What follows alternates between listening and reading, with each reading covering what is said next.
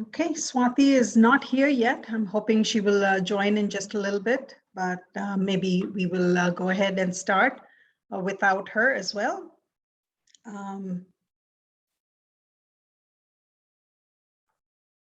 Okay. So, good evening, everybody. I'm Sudha Kumar. I'm the director of the USC Viterbi India office, and I'm joined by my colleague, Divangna Kathuria, who, both of us are thrilled to see all of you today. We have a very exclusive panel and a very interesting topic. So we are very excited to bring this to you. And the topic, of course, is an MBA versus an engineering management. And this panel discussion is part of our USC Viterbi Careers at the Cutting Edge of Engineering series. So we are delighted that we have these wonderful panelists here. Our first panelist is Dr. Geza Bottilik. He is an associate professor at USC Viterbi, and he is the director of our engineering management program. He has been at USC for over 30 years, and prior to that, he was at Xerox as an industrial engineering manager, and that for almost 25 years. So he brings rich experience and unique perspective of both industry and academia to this panel. Thank you, Dr. Bottilik, for sparing the time to participate, and welcome. Our second panelist is Vivek Bhuta. Vivek is the senior director at Ernst & Young Parthenon, and within its turnaround and restructuring strategy practice, focusing on operational and cash improvements, and has been with the firm for about 5 years, and he's based out of Irvine, California. He has about 10 plus years of global management, consulting, and industry experience, serving more than 30 companies in over a dozen sectors, including several large $10 billion plus cap companies. Vivek's diverse background includes operations turnaround, working capital, supply chain engineering, advanced analytics, transaction services, and program management. He holds a Master of Science Engineering Management degree from USC and a bachelor's degree in chemical engineering from the University of Mumbai, India. Welcome, Vivek. I know you're very busy, especially with a little new baby. So thank you so much for coming here today. I am going to stop the screen share. The third panelist that we were hoping would join is Swathi Shetty. She is a technical business analyst at Saviynt, California. She graduated with a degree in engineering management in 2020 from the USC Viterbi School of Engineering, and she got her BTech degree from India in electrical, electronics, and communication engineering in 2016. So as soon as Swathi joins, she will join the panel as well. So as part of our registration process, we had asked for the people to ask us some questions. And we received a bulk of, a lot of questions. And the bulk of them were revolved around what is the difference between engineering management and an MBA? What is the engineering management program like? What are the career prospects and the difference in outcomes after graduation of both these programs? So we're going to deal with all of these questions. But in addition, if you have any other questions you would like us to answer, please type it out in the Q&A. And if there is time, we will go ahead and answer those. Please don't use the chat if possible, please. So the first question goes to Dr. Bottilik. So Dr. Bottilik, what is engineering management and how does it differ from an MBA? Well, you know, I'm going to start off with my personal experience that first made me realize, and of course, I didn't even know that such programs existed at the time. But at one point in my career at Xerox, I was promoted from being a design engineer. Well, actually, I'd come out of doing research in physics, and then I was doing design of electronics for copiers and printers. And I was promoted into a manufacturing engineering management job. And it was very difficult, mostly because as engineers, we're trained in mathematics, we're trained in problem solving and in the sciences. And we have virtually no, especially with my experience going back many years, absolutely no contact with anything that has to do with managing people. And of course, as a manager, even at the first level, it's that's your main job. Your main job is to manage people. And so it wasn't until a number of years later, when I was the industrial engineering manager over 3 factories, which means I had managers working for me who had engineers working for them. And obviously I had gotten somewhat better at doing all this. And and I got to know, I'm a USC graduate in mechanical engineering. All my graduate degrees are in mechanical engineering. And I got to know quite well the manager, the chair of the industrial engineering department at USC. And just from a casual conversation, I was wound up starting to teach at USC. And that's when I became aware of this particular program. I've been running the program now since 2008, and obviously I've had probably close to 1,000 students through that program by now, and so I began obviously to think much more deeply about what this degree was really all about, and what it's really all about is managing engineers. Right, is being technically trained, so you understand how engineers think and how they do their work. You have to be sufficiently knowledgeable to understand what the topics that those engineers are working on. And you also need to be fairly good at managing people and dealing with finances, dealing with finance, dealing with HR. All of those things are become very important. So there's that. It's a two-pronged kind of a thing, right? Now, if we want to talk about MBAs, obviously I've never been in an MBA program, but I'm very well aware of them. Our department, for example, has a joint degree in industrial and systems engineering and an MBA at Marshall School of Business at USC. So I'm somewhat aware of what those programs are like. And I think that they are really not aimed at engineers at all. They're aimed at people who are interested in running portions or total companies. They're interested in finance. They're interested in marketing. Those are their main things that they're interested in. Obviously, they have to manage people, right? Because that's part of all management jobs. And so basically, I think both the audience, the initial audience for the degrees is quite different. And naturally, the final outcome is quite different. And the other main difference, I think, the vast majority of MBA programs are 2-year programs. And engineering management in general is either a 1-year program or a 1.5-year program. Some people, of course, do take 2 years. But in general, it's a less expensive degree. And so I think that's pretty much my summary of what I feel is our basic differences between the 2 degrees. Right. Vivek, I know you've kind of thought about this quite a bit. You want to tell us what you think is the difference between the 2 programs? Since you are in industry right now and you have seen a bunch of graduates from USC come and in your own personal career as well. Mm-hmm.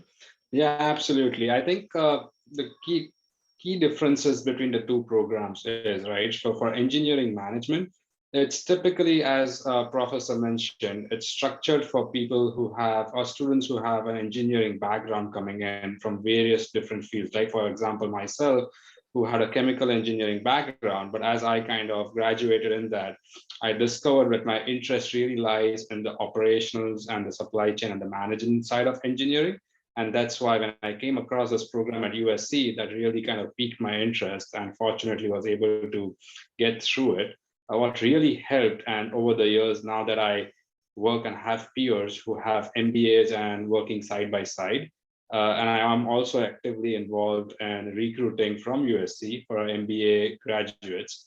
Where I see the difference is there's someone who has less number of experience but has more technical and wants to overall get into the management side of things versus work in the engineering related role.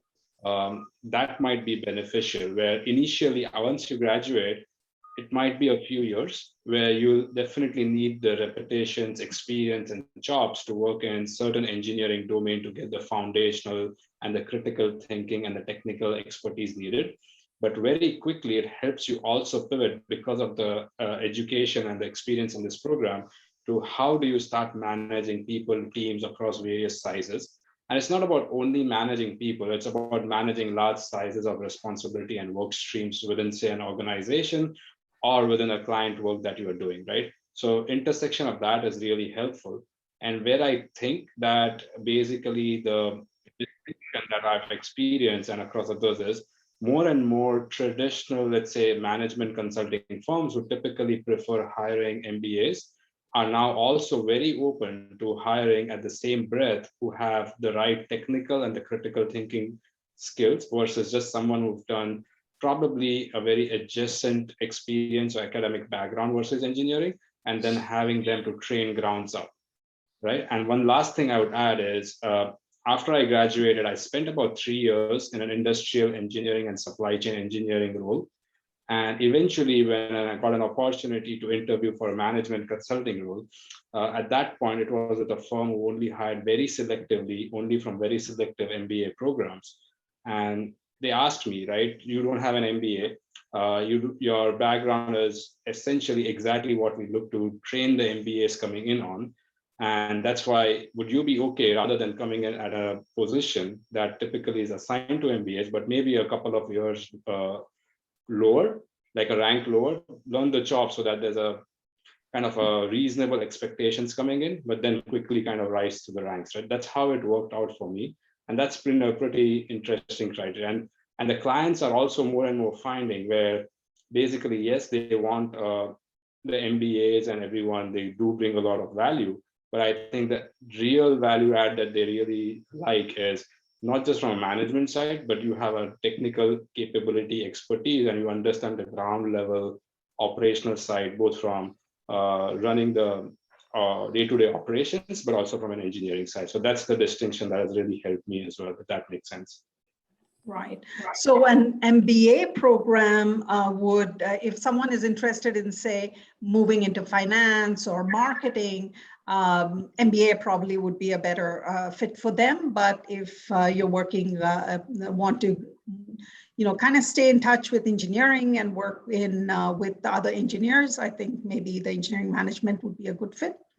It would, and also not just I would not exclude finance and kind of put it on the side that you can't get into finance with engineering management. I think there are very good courses within this program, especially on cash flow, economics, and other things, and financial management, right? It's all about how do you want to design your experience at the university and the courses you pick.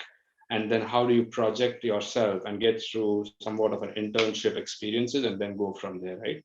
Where in my case, because I was interested on the supply chain side and operations side, I took all the core courses in engineering management from the Viterbi school, but to complement or supplement that, I took all my electives in operations and supply chain from the business school, right? So that kind of helped me position myself to go deeper in that space.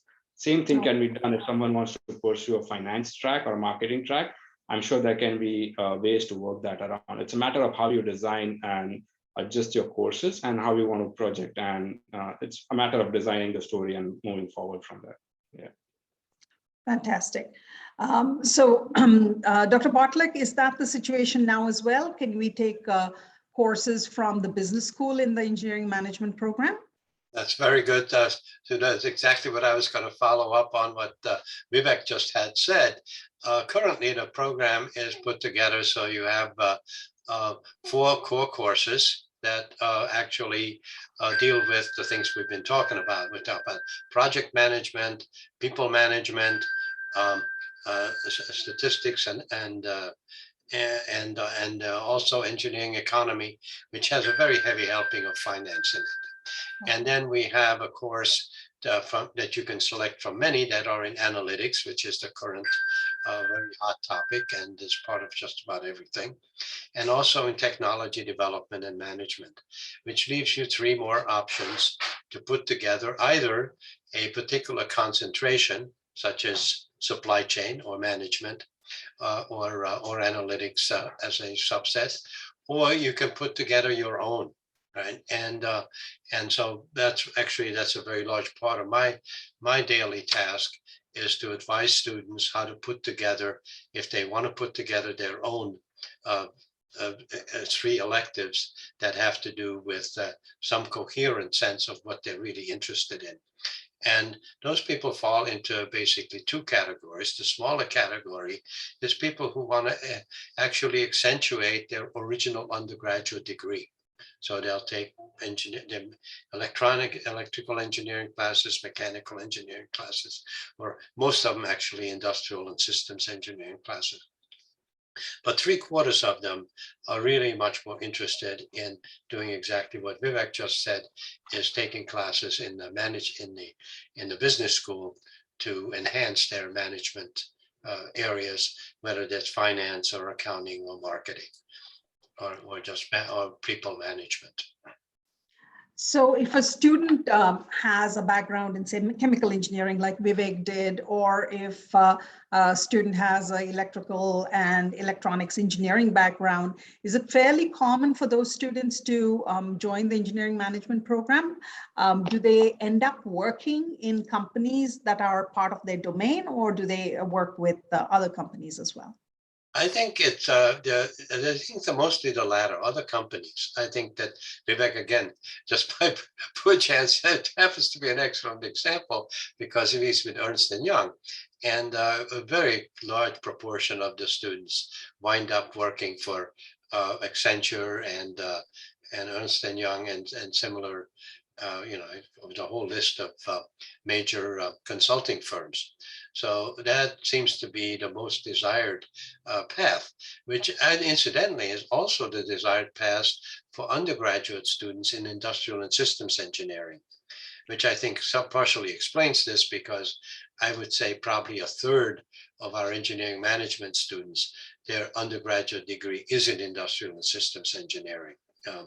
Our school is not necessarily unique, but it's in the smaller set where the program is actually housed in a department such as industrial and systems engineering. Many other engineering management programs are actually separate and report directly either to the dean or to the provost. And so the other thing that there are, of course, and that's a very small minority, who actually wind up in their own field. For example, many of our electrical engineering students will eventually, not many, but I have several every year, who wind up with things like the Department of Water and Power, where they will move into management positions in those areas because their background is probably civil engineering or electrical engineering. Okay. So most top MBA programs require work experience. Our engineering program doesn't actually require work experience. How does this impact careers after graduation? Well, I think in general, right, if you start an engineering management program directly from undergraduate graduation without any extensive employment, of course, many students have had internships or part-time jobs. It's not that they have no experience whatsoever, but they don't have an engineering or management position that they're coming from. Those people in general tend to get similar jobs to the masters of their original field. Okay. And so in that sense, the program is actually a preparation for a promotion later on into management. And because very few companies will actually hire somebody, just undergraduate, graduate degree, and then directly into a management position, unless it's a relatively small one. And so I think most of those students actually depend on their expertise in their undergraduate field to establish a good reputation, which then makes them likely to be promoted. Again, backtracking 20, 30, 40 years, where practically all engineering managers were actually well-performing engineers who then get promoted. That certainly was the case with me. And of course, they have no experience, which makes it very, very hard, except, of course, what they've observed in their own experience of working for somebody. And I think, so that's the group that I would say at least 1/3 of our students actually belong in. So they'll get an industrials, and I mentioned supply chain. That's one of the major hires for most of our undergraduate and also our graduate students, because it's a very growing and very strong field, and there's a lot of need for expertise in that area. And I find most of those people within 2, 3, 4 years do get promoted into management jobs. And I think the degree is that last push that they actually have to be able to get those promotions. And so it makes them much more likely to be promoted than, let's say, an equally capable engineer who does not have a master's degree in engineering management. Yeah, that makes sense. Yeah. Okay, I want, if I may, and then of course there's the other group who are early managers, first, second year managers, who want to be better at what they're actually doing, because those are the ones who got promoted from engineers without having any management background. Purely because they're very capable people who have been doing a very good job on what they're doing. So that's the second group. And the smallest group is actually people with, sometimes I have students with 15, 20 years experience, not very many, but they too are interested in catching up in more recent knowledge in those areas, or they're simply interested in going back to school and getting another degree. All of them, of course, benefit by the fact that they're learning things they didn't know. So Vivek, the next question is for you. When you compare a person who has an engineering management degree, either with experience or without experience, and a person who graduated with an MBA from a similar school, what do you see the difference in their career path? Yeah, so when you compare, right, so after a certain point, it all depends on the experience that they bring in at that point. To me, as we kind of compare like for like, after having a certain years of experience, and if they're competing for a similar role or similar trajectory, then it becomes like what is the type of experiences and work that you've done, and what is it that you bring to the table going forward, right? Then at that point in time, the education kind of becomes like for like, if you will, right? All things equal.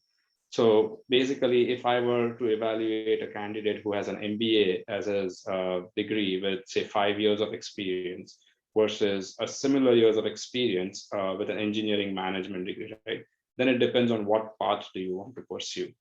Are you really pursuing something that requires essentially more of a product management, or say a finance or more leadership position, or is it purely people management? And then what experience you bring from the prior background into that, right? So it doesn't really compare the two. What I really value, and what most of the organizations and the clients that we've seen start valuing, is if they are engineering, manufacturing, or distribution related, they would look for a technical background as a very value add, in addition to either an MBA or an engineering management. let's say in my example, right, which I can most relate to, I came into this program with 0 years of experience, right? My first job after graduating was in an industrial engineering space with CVS, where it was more about helping them design their Southern California-based distribution centers that service like 8,000 CVS pharmacy stores, right, in this part of the States. So now what that meant was really applying engineering skill from developing time standards in the distribution centers as it works with associates and union laborers. How do you optimize space planning, internal logistics, and all of those things, right? So those are pure, very strongly engineering, industrial engineering oriented job roles. But at the same time, it gives you exposure and experience in managing people across all channels of that particular function, right? Right from the ground level associates who do the labor and the picking and the stocking and all those things in a distribution center, all the way from the engineering or industrial managers to the DC operations managers and that kind of reporting into the corporate, right? So you kind of get that ability to flex across everything while still keeping the engineering hat on. So that was very value added. It helped me basically apply that for broader organization-wide supply chain engineering role in my next job. And through that, basically all the way as you kind of gain experiences, you along the way with organizations like these, you basically end up interacting not just internally, but they also partner with a lot of specialized consulting firms, either in supply chain, warehousing, or general management consulting. And I was fortunate at that time, through those 3 years of mentorship and guidance, my immediate managers or supervisor had probably about 10, 15 years of experience in management consulting in various areas, especially in supply chain space. That basically evolved where it was a very natural transition as to I got a line of sight into what exactly that means. And through that, they also brought in their past consulting firms to partner on projects. So we were like the interface where I'm with they are my consulting partners. I'm at the company working with them hand in hand as part of the same teams, right? So it's more about natural evaluation and evolution and organically. But I think where it really kind of made the trick is that's where you need some ground level experience. When you want to get into management, they ask, okay, you are coming in with a lot less number of experience than say probably a lot of people working in this function or organization. We have people working here for 10 years, 20 years, etc. What is it that you're going to bring? How much more would you know than what we already know, right? And that's where basically you having that ground level experience at the same time saying, I'm not here to kind of disrupt, but I understand the latest thinking, experiences on the ground, how it means, and then combining those diverse experiences. That's why I want to kind of add and supplement it versus not having it. If you don't have that ground level experience and going straight into the management, it doesn't have that credibility and trust that would be needed to build to progress from there. So that's important, having that technical background and the ground level experiences within a specific company or industry, then build on to that, right? That grounding is very important. One last thing I would say is, I know there is a lot of curiosity, right? Will I be, what positions are available, and what's the career path, etc. One piece of advice that's worked for me is, I think in the first 2 to 3 years, if you have very low experience or are a fresher, do not look for anything fancy, glamorous. I would say the most two important things that one would look for is mentorship, guidance, and the richness of the experience you get. Put everything on the side. I think getting those 2-3 things really strongly in the first 2 to 3 years, I think then it just exponentially opens the doors to anything that you want to go forward from there. Yeah, great advice. Yeah. What I would add in terms of later career moves between engineering management and MBAs, mostly looking back, I spent many years in research and years in engineering and in design engineering and also in manufacturing engineering. And the vast majority of senior managers in all 3 areas were originally technical people. Right? In other words, I don't think I met any MBAs in all those years. Now, that's just my experience. But I think the other thing that I think Vivek kind of touched on is the fact that the further on in your career you get, the less important your actual educational experience actually becomes. So if I'm looking at a 35-year-old who's want to move into the second or third level of management, I don't think they'll look. Obviously, they look at your educational background, but mostly what they look at is your performance. And I think that if you're in any kind of a technical company that has technical products or software or hardware products, they're likely to go with the people who have some understanding of technology. Right? That's not to say that some MBA graduates don't acquire that kind of knowledge as well. But I think they'd have to actually show that they have that kind of experience. Yeah. So a student who kind of decides to go into engineering management need not have work experience, but it would be good if they at least had some internships. They can get into the job market, get into like an entry-level position, and then build on their career because, and as they gain experience, they can rise to higher levels.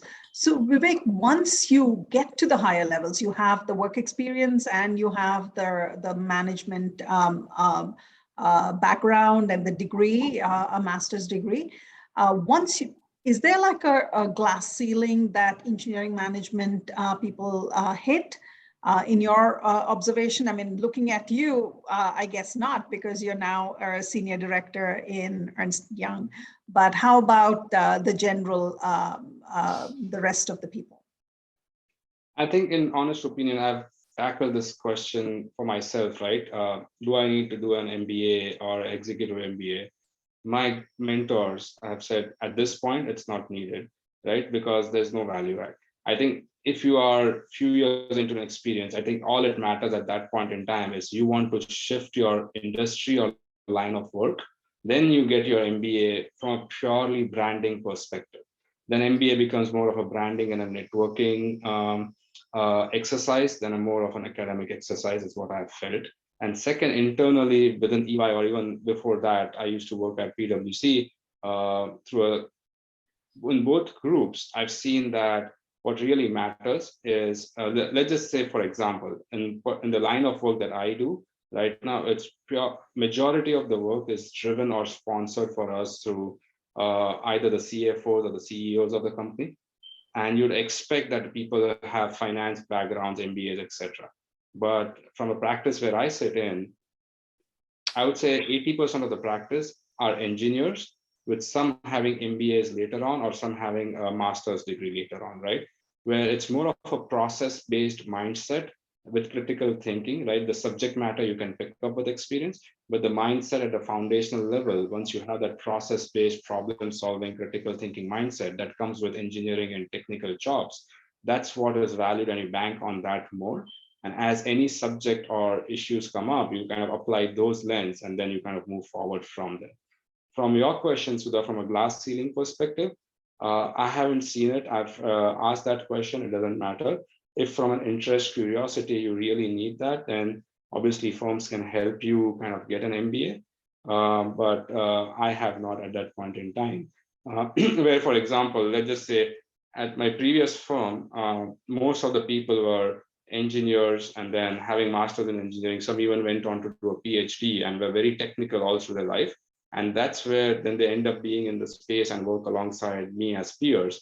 From a purely technical depth and critical thinking abilities, that is valued much more than someone coming in and doing something else all their lives and just with an MBA want to shift. That becomes actually a bottleneck, right? One of the real interesting conversations we had actually last week, where we were looking at hiring a few things, it came out unanimously that at a fresher level or at a junior levels, the people coming in with engineering backgrounds or even undergraduate degrees without MBA are much more effective and productive, versus sometimes when MBAs come into this field as a starting point, it becomes difficult in some cases to get them coached, realigned, because they come with a set working style, they have years of experience, etc., doing a lot of time something else. So it becomes difficult to realign, coach, and guide them, versus someone coming in fresh with technical experience and the appetite and the hunger. It becomes very quickly to coach them, align, and get them up and get the job done. Right. So that's what I will also. Great insights, Vivek. I think that'll really help the audience. My next question is for you, Dr. Bottilik. Among the audience, there are people with no experience and people, some of them with experience, of course. For the ones who do not have an experience, they have a BTech or they're just winding up a BTech degree. What is your advice to them? Should they get a couple of years of work experience and then join an engineering management program, or should they apply right away? That's a very difficult question to answer, because I think it's really very much dependent on the individual of what they actually want to do and how they feel about that. Where I would start is, again, going on personal experience. When I graduated from college, I was tired of being poor. I really wanted to get a job that paid well. I was getting married. You know, that's long enough ago when people, 22-year-olds, always got married. And so I think that's what drove me and most of my classmates. Most of us who were certainly all eventually got either PhDs or doctorates or master's degrees from the college I went to. Hardly anybody actually went directly to graduate school, including myself. I took 2 years of experience until I realized that, you know, I wanted more education. And so I think that's one of the things, the need to actually make some money that will drive part of the solution. The other one is whether you can actually get into a graduate program, right? So you decide, you apply, you can't get in, so you go and get a job instead, right? And the other thing that makes certainly at various times has really determined what people do is what the job market is like. Right? If the job market is really hot and the jobs are easy to come by, more people are going to grab that. Right? If jobs are scarce and you can afford it, or you can get a scholarship, you go to college. Right? You can continue your education. So I think it's a very, very individual thing. It's in terms of long-term impact on your career. I think if you go 5 or 10 years into the career, it probably makes absolutely no difference which of the two that you actually did. As far as when you can become a manager, I don't think it's going to make all that much difference either, because if you go directly from an undergraduate degree into a job, you're not going to become a manager for another 2 or 3 years. And if you go take the degree, then it's the same thing, right? You're going to work a year or two before you ever get promoted. So in effect, my assessment would be that make your decision based on your own personal situation of whether you want to start making money or you're tired of going to school. Those are all kinds of things that actually determine.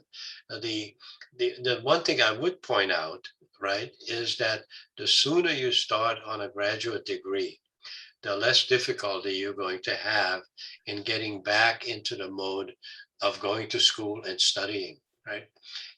I know I have some very, very bright students who have been in industry 5, 7, 10 years. They come back for the degree and they struggle a little bit, right? Because they're simply not used to the kind of rigor that a graduate program requires. And of course, they got the other problem. If they're more senior in their position, which means their job is more demanding, right? Yeah. And those people generally take longer to graduate, right? So if you're working, which accounts for probably 20% of my students, many of whom are being supported by their companies.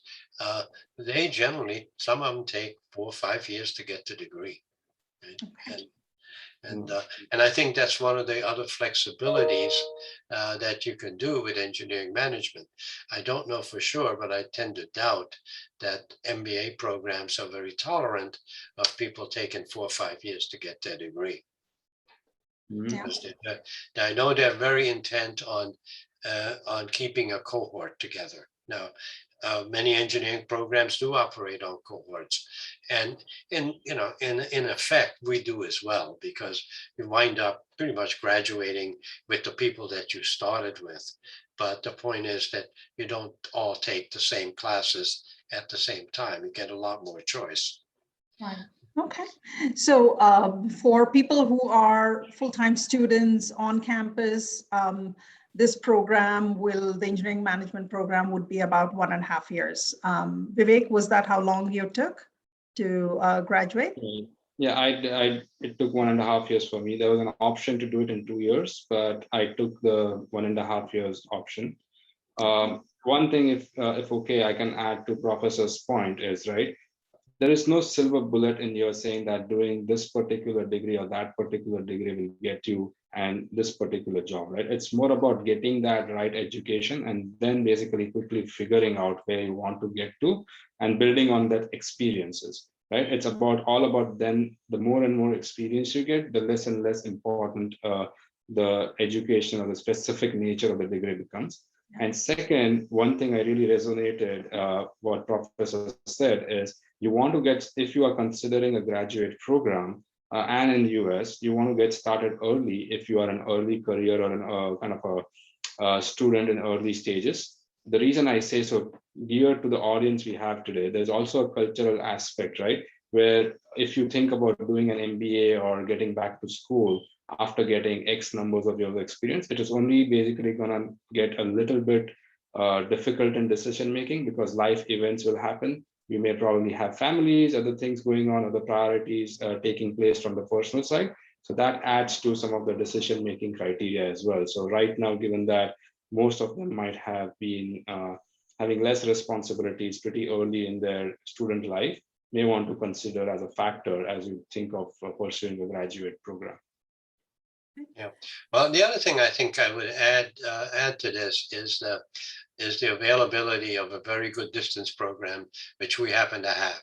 The USC then program, Distance Education Network, has been around for over 40 years. And about 20% of my students are distance students, which means they do not have to come to campus. And so that's another level of flexibility that if you are really intent on doing both at the same time, getting a job and also getting a degree, then the distance program is very, very applicable, because you can take 5 years to get the degree, which means you wind up taking 1 or at most 2 classes a semester, which is very, very doable while you're working full time. And the distance program, in addition to that, makes it possible for you to be asynchronous, which means that you do not have to attend the class at the time that it's actually given live, because it's recorded and you can get access to it.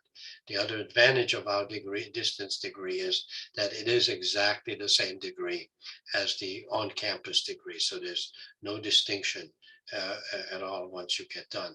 So that's another option I think that students can actually pursue, which is exactly what I did when I was doing that. The only thing is, I was a young man in a hurry, and I had a full-time job. We had 2 babies in diapers, and I got my master's in 1.5 years.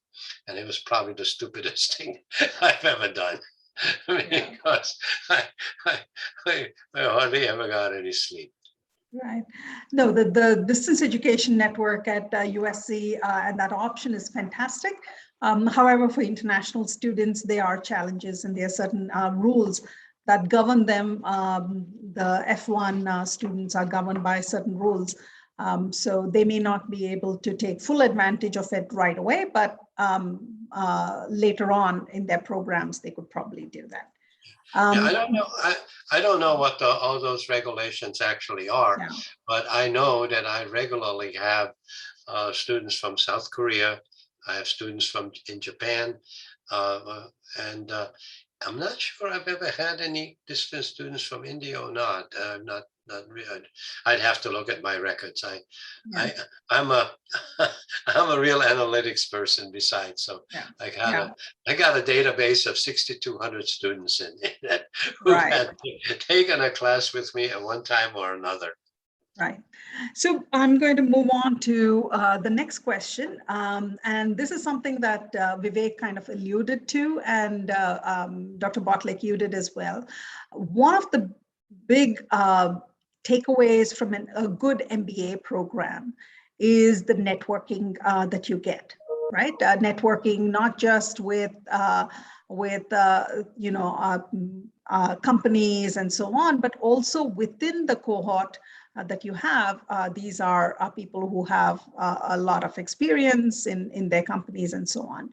So how does the engineering management, since I think the bulk of the people don't have as much work experience, or some of them none, how does the engineering management program provide that networking? Dr. Bottilik, you want to go first? Yes, I'll go first. First of all, I think that I forget the exact number, but I think USC has like 60,000 alumni strewn around the world. And so it's a very large network simply by being in that particular school. I know that there's a fair amount of networking that goes on amongst our own students in engineering management. And in addition to that, we belong to an engineering management consortium with 8 other top universities. And that network has been extremely active for the last 3 or 4 years. I'm on the board of directors of that particular consortium. And we have an executive director who regularly conducts networking meetings amongst the graduates of all 9 universities that belong in the consortium. So, which are the universities that are in the consortium, Dr. Yeah, Bottilik? well, let me see. Let me make sure I get them all. It's MIT and Northwestern, Dartmouth, Duke, Tufts, Johns Hopkins, Purdue. And I'm missing one. Well, those are great universities. That's a great list. I'm missing one somewhere, but yeah, it's been a wonderful experience, and I think that we all benefit. We tend to serve different constituents.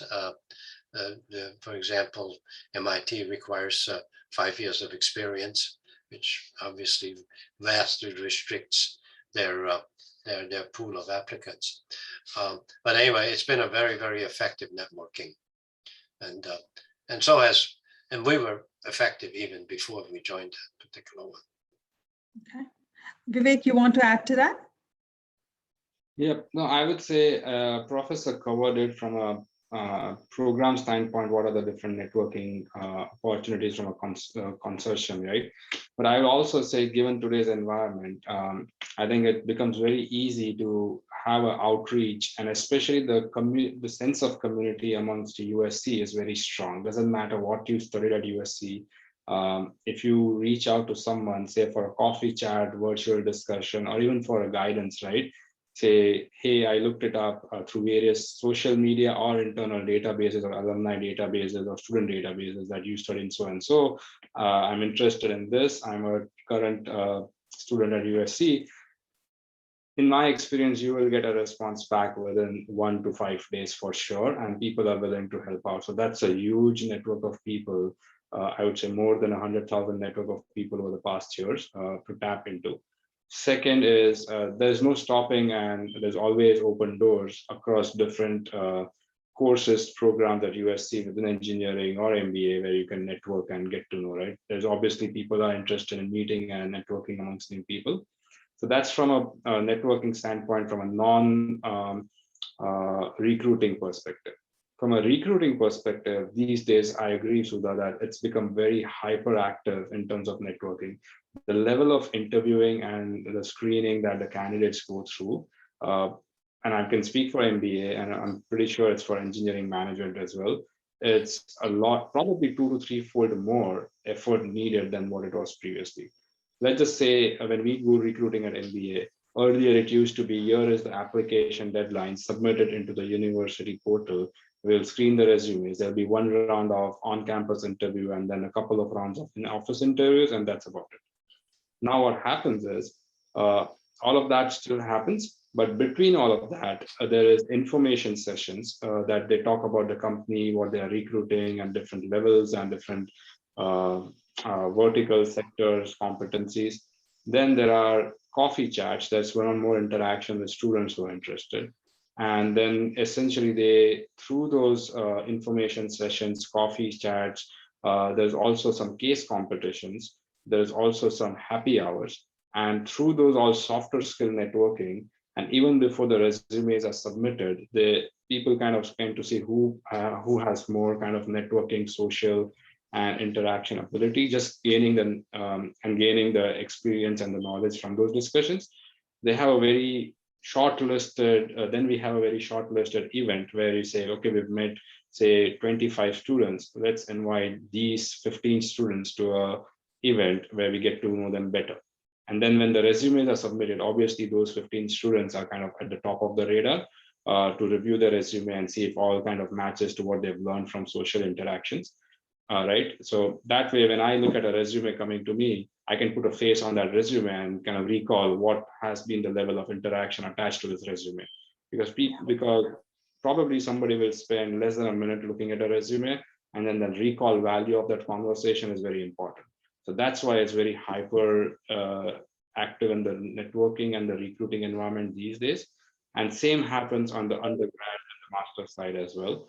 Probably much less intense or to a much lesser degree, but it's become more and more important because where, at least for the type of work we do, it's very important how do you project yourself, how do you socially interact along with all the technical capabilities and the competencies you bring to the table, right? So that becomes a very distinctive factor. Hope that helps. Yeah, no, that's amazing. I know USC has a career office just for the School of Engineering. And it's a fantastic group of people who are doing a lot to bring all kinds of companies to the board and to come to USC, to give those information sessions, to give those networking events so that our students have a lot of exposure to companies and then opportunities to be hired as well. Dr. Bottilik, can you name a few companies that our engineering management students are getting hired in?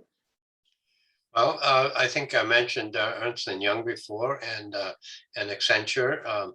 I think that we have Amazon and Microsoft and Target, Walmart, and those are all, as Vivek mentioned earlier, it's all supply chain jobs, right? Yeah. But I think that there's really not much of a concentration. I think that I find that we place people in many smaller companies, and which I think is kind of interesting in terms of international students. By and large, my international students have not had a terrible difficulty getting USC jobs. I mean, Vivek's an example, right? And many other people are as well. So it's not as difficult as people think that it is, right? And even smaller companies will go through the trouble to get permanent residency or work. I don't know what all the rules on those things are, but obviously you have to jump through a lot of hoops to get to stay here. And which, by the way, was very, very different when I came to the United States. When I applied for citizenship, I had it 6 weeks later. It was that different back in the 50s. And so the other thing I wanted to say about that is the internships. because many of the students choose amongst their electives on those 3 classes that are for electives, choose to actually do an internship. And of course, if they're international students, I get to supervise their internship. Which before the pandemic, I used to have usually 15, 20 students every semester who were placed in internships. And many of those internships turn into full-time jobs. And I think that is one reason that we have many of our graduates at smaller local companies, as opposed to the large corporations that they actually get hired into. Right. Want to add anything to that, Vivek? Yep. I think the only thing I would add here is, as Professor said, there is no shortage of opportunities and jobs before you graduate or even after you graduate. Network is very strong. When I graduated in 2008 December, that was the downturn when the economy was really bad, right? So that crash, the whole economic crash. And that's when a lot of international students faced real hard time, because even though they were getting selected for interviews, they were getting canceled. There were some legal mandates where companies can't hire international students because of certain reorganizations or laying off of American nationals and all of that, right? So it added to the cycles that a student had to go through in their job search. What really helped me, and I had graduated, but a few months after I graduated, I was still very active with the campus recruiting and the jobs that they post on the campus recruiting site, right? And that's where I found that my first job at CVS was posted. I asked if I can apply through that. They said that you won't be able to apply and do an on-campus interview, but feel free to apply directly and see what they say. And that's how they contacted me. And one thing led to another, and I ended up getting the job. So it's the power of the network and looking at the right places. And I think USC is extremely well positioned to leverage all of that. Yeah, I remember 2008 was a tough year for students, but across the US, but I think the USC students actually did quite well. And very few returned to India without jobs. Yeah. What I was going to say about 2008, it eventually really changed the makeup of our student population, because a substantial portion of the engineering management program was U.S. nationals being supported by their corporations. And 2008, it's one of the first places all those corporations cut was in support for graduate degrees for their employees. Yeah. So, the program became definitely smaller, right? And some of those losses were made up through international students, but not all of them. So it really changed the makeup of the student body into being probably close to 80 to 85% international students. Okay, so Vivek, we are now at another turning point. COVID is here. What is your advice to students? Should they go in for a program, where, spend the money and go to another country and start a program? What do you think things will be like a year and a half from now? I know you don't have a looking glass, but you must have some thoughts about this. I think overall, COVID or not COVID, right? I think one thing that if you're interested, I think what makes up the overall outlook, I would put a lot of emphasis on the experience you get, not just from the specific courses, but the wholesome university experience and education. I think that builds up a lot part of your personality, outlook, and kind of changes the shape and the path that you move forward from there. I think just from the friends you make, the peers, the overall time spent on the campus, obviously COVID may have certain restrictions, interactions with professors, and eventually the exposure to all these companies across various sizes, interaction. I think that's That in itself, in a year and a half, 2 years of experience, is a wholesome experience that I would really kind of advise anyone to pursue if possible. And then from that, build on to how we want to strategize and move forward from a career and a recruiting perspective, right? There are two aspects to it. Where you end up having a job in US, outside US, maybe initially you may end up doing something that you didn't originally intend to from a job perspective. But what will not go away from you is that experience that will always be with you. And I think that is a lifelong advantage that you will have tapping into that, right? Into those resources and experiences. I think that's really good. That's what I would advise. From a COVID perspective, yes, it's difficult to do a lot of some of the tangible things that you could do in person. I'm not too familiar with the current restrictions at the campuses, but then from a hiring and recruiting perspective, I think right now the job market is extremely active and hot. It's like you get hit with a request every other day or every day, right? It's that much of a hyperactive job environment is across all industries, all sectors. So given that it's bouncing back, second is because of COVID, there's been a lot of handshakes or buying, integrating, selling, etc. that needs people now. And then second, even on the private equity side, there's just so many deals going on that is shaping the economy that that's why it's driving the job market really high. So I think from that perspective, it's taken a positive turn with COVID. From an experience and education perspective, I would say factor in some of the restrictions here and there, but put a whole lot of emphasis on the wholesome experience you want to have in your student life before you get into the working life. Fantastic, Vivek. So I've actually come to the end of my questions, but we do have some questions that came up from the audience. So Naman has his question is, what are the job prospects after MEM degree, considering that the big four consulting companies have significantly reduced hiring of international engineering management degree students? And running through the job description of the business analyst positions of the companies, maximum are not interested in sponsoring international students. Do you agree with this, Vivek?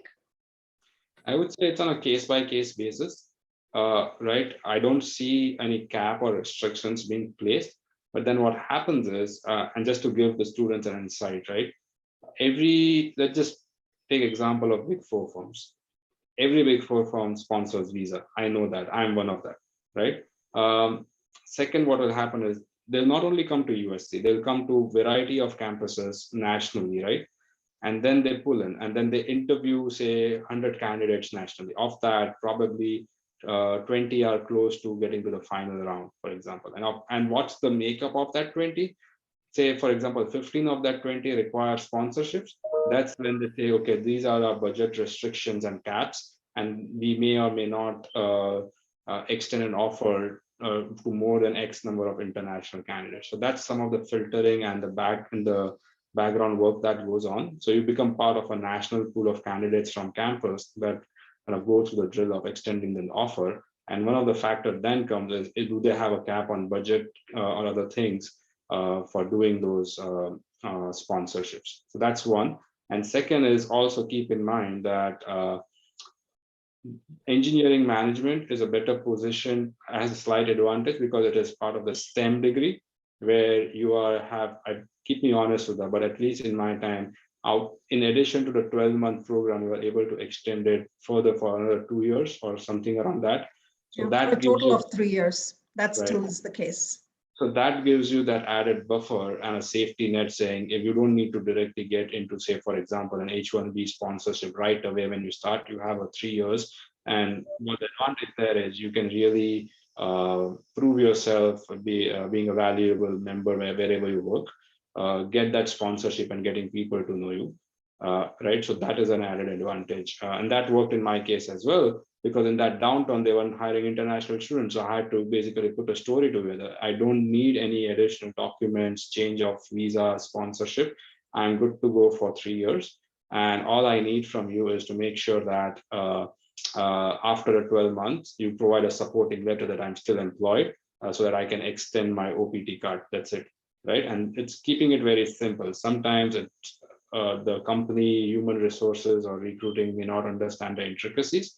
So just break it down into simple steps that they can say, oh yeah, this is very simple. Let's kind of get you in the mix and see how it goes. Like get them to that point. It's more about convincing them than, right? Yeah, fantastic. That's a great answer. Yeah, I would follow up, and I think Vivek made the best point, is the fact that the pool of available, first of all, companies need new people. I mean, yes, it's sometimes reduction because of economic situations, but in general, companies, in order to continue to exist, need to replace people. They need to hire new people to grow.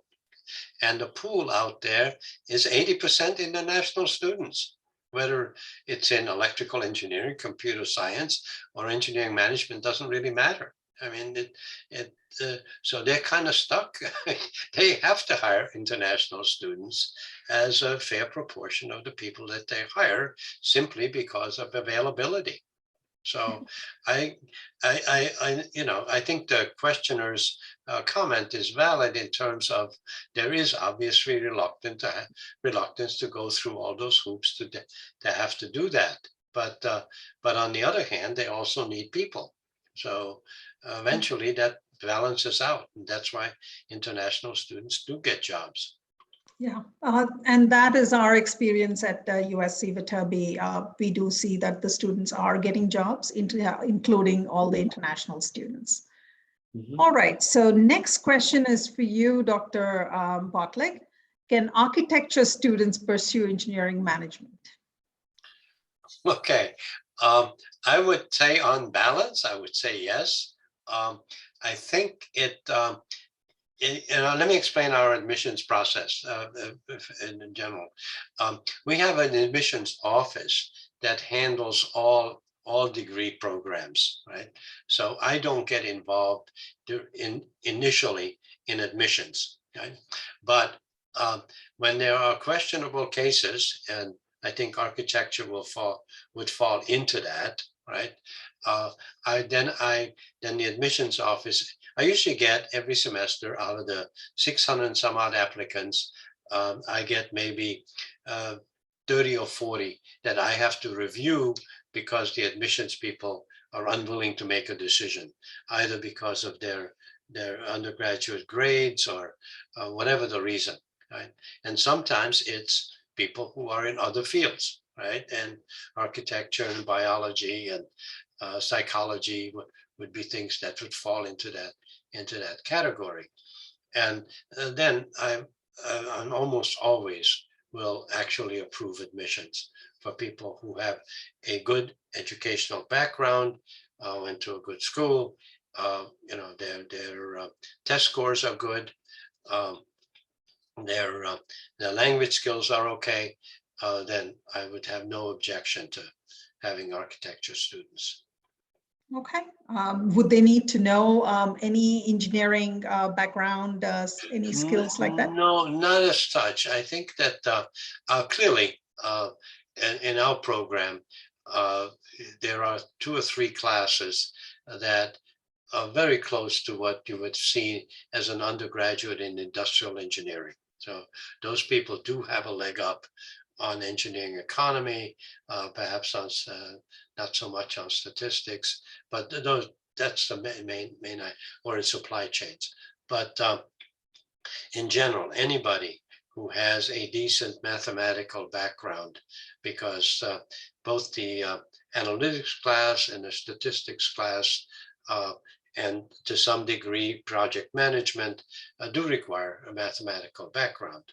And so, for example, that's why I would not hesitate, for example, if somebody from psychology wants to come in, because psychology students generally are very adept at statistics, which means they're probably going to fare all right with any kind of scientific, and they are scientists. My partner who walked by here a few minutes ago, her PhD is in psychology, and she's a better statistician than I am. So I'm fairly loose in terms. Clearly, it says you should be coming from an engineering or science background, but that doesn't mean that we don't make exceptions to that. Okay.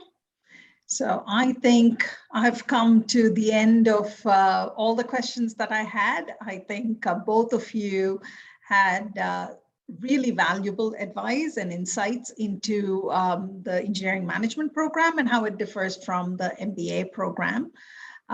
Thank you so much. I know both of you are extremely busy, and I really do appreciate you taking the time. To the audience, thank you so much for tuning in today. We hope you have found these insights helpful. I have just a couple of slides for you. Let me share those. That'll just give you some of the contact information and a little bit about this program as well. Okay. So the engineering management program that we have is a 30-unit program, and it is meant for students with undergraduate degrees in engineering or related sciences to prepare them for management responsibilities. This is what the panelists have pretty much talked about so far. Devangna and I run a bunch of spotlight series where our faculty from the School of Engineering will be giving technical talks. So those things are coming up, and we will. You can find the information at the URL above. If you wish, you can take a photograph, and USC faculty, of course, are amazing.